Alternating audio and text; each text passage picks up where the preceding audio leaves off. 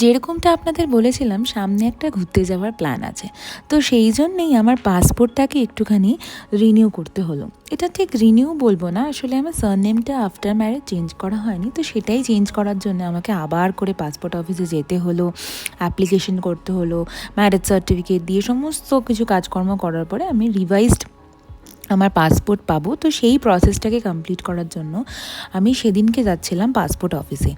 আর সেই যে যাত্রাটা ছিল তারই একটা এক্সপিরিয়েন্স আপনাদের কাছে শেয়ার করব, যে কত দিনের মধ্যে আমি আমার পাসপোর্টটা হাতে পেলাম। পাসপোর্ট জেনারেলি আমি হাতে পেয়েছি, বেশি দিন হয়নি, 7 ডেজের মধ্যে আমি হাতে পেয়ে গেছি। আমারটা কিন্তু তৎকালে ছিল না।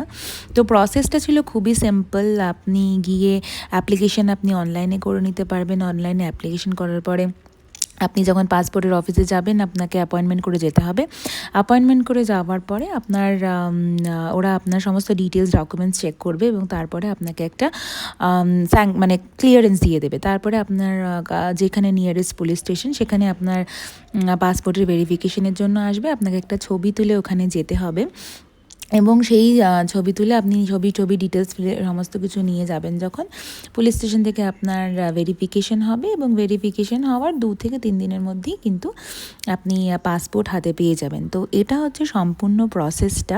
আর এই প্রসেসটাকে সম্পূর্ণ করে আমি ফাইনালি আমার হাতে পেয়ে গেলাম আমার পাসপোর্ট রিভাইজড ওয়ান।